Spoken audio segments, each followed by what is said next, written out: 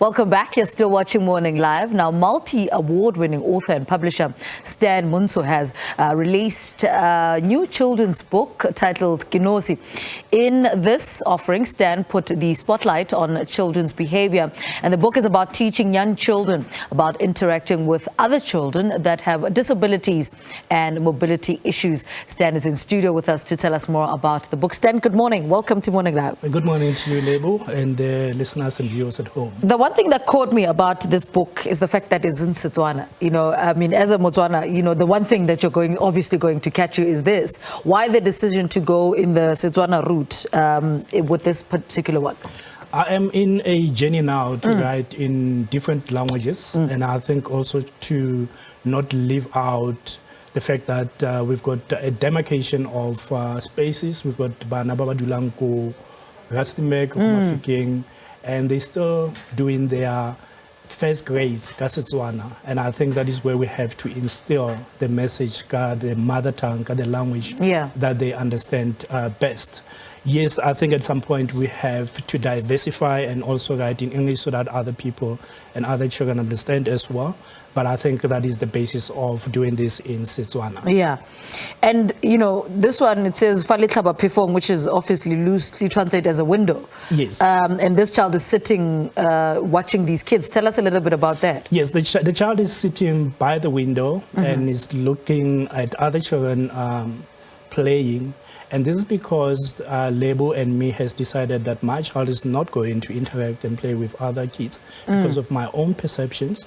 And this could be discriminatory perceptions. This could be unfortunate limitations because I was taught that other children, if, for example, they have disabilities, they may contaminate my own children. So I think it's basically for children, but also for parents as well, to say, let those children play with other children so that they can socialize better. They can understand diversity. They can understand that there's children with disability. They can understand that there's children of other races.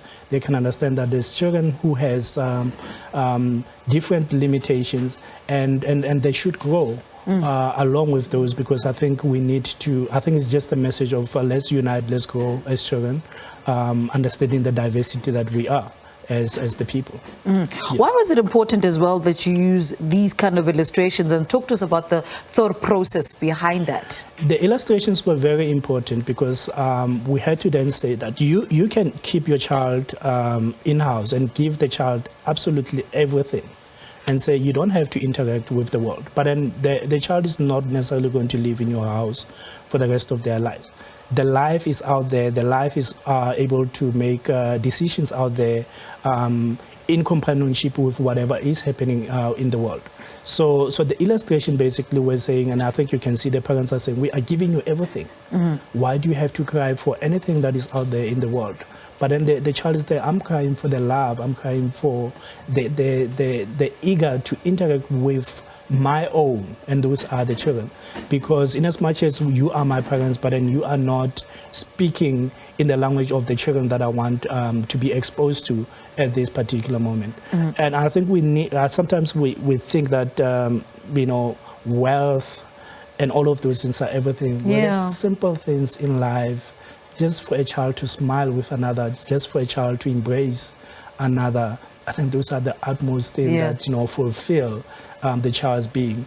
And I think that also, I think, contributes towards the child growing up becoming a better member of the society. What's been the response to the book? It has been very well received. And I think what we are also doing is that we are deliberately now going into schools and letting the children simulate some of the stories and putting the child set on the corner and then say, what do you think? How do you feel about it? Because sometimes as parents we tend to write about children, but I think this time around we say to the children, how do you feel about it? And the children will say, it is sad. And then we say, what are you going to now tell mommy if this is the condition that they keep you in? And the child say, I'm going to let mommy maybe allow me.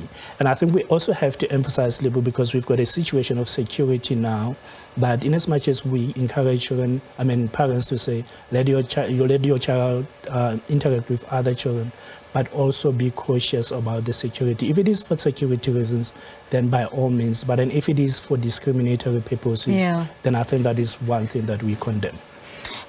The parents as well, play a major role in teaching our kids how to treat other people. Yes. What has been the response from the parents? Because the children, I imagine, are easier, to teach, for them to learn how to treat other children. But what's been the response from parents? Well, the parents, I think, is twofold. Some parents will say, I am only doing what I was taught. And then some parents will say, I am only now realizing that, like I said, you cannot give a child sweets and TV and all of those things and think that they are going to become a better member of the society. And I think as we are writing along, we are also saying to the parents, unfortunately, we are mortal beings, and there will be a time where you're not in the world anymore. And what is this child going to do now? And I think that is when the parents gradually realizing that maybe we are being too hard. And I think we have to let go, and cautiously so, like I said.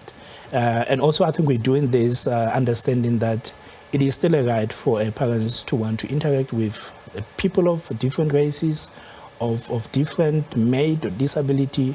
It is still your decision, but I think that is something that we as human beings should do. We should interact with others, and I think we should build this society together so that when we are not there anymore, our children know exactly what to do.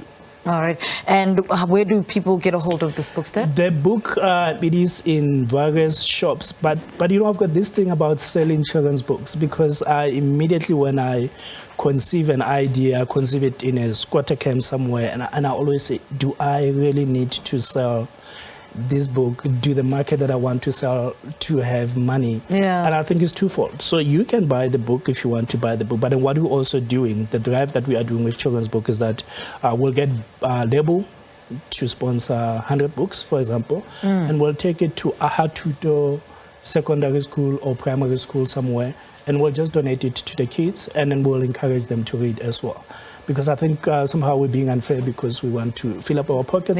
But I think the reality is that, especially as a messenger, I think you have to think deep and say, am I doing the right thing by just looking at selling only?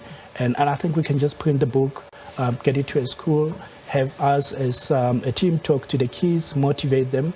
But then also, for more than anything, have them understand the message, because I think we have to relate whatever the message we are trying to portray with the cognitive ability of the child at the time, so that we don't leave and then we have sweets and we have jumping castles, but the message is not there anymore. All right, Stan, thank you so much. Congratulations on this book. Stan Montsho, Nosi Fale Tlhabapefong. One of the things I'm grateful for is that I can actually read in Setswana. Thank you so much there to Stan Montsho speaking to us about his book, Nosi. All right, let's say good morning to our first music guest.